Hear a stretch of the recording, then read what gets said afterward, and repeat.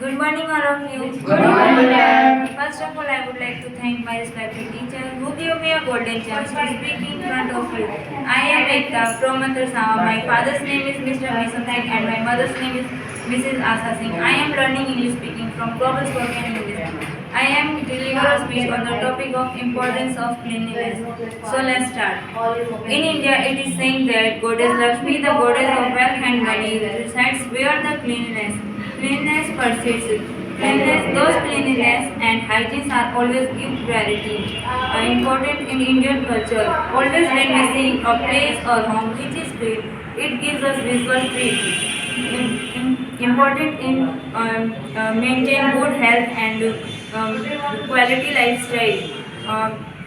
Cleanliness is also can be attributed to a habit successful people. I would like to finish my topic here. Thank you for listening.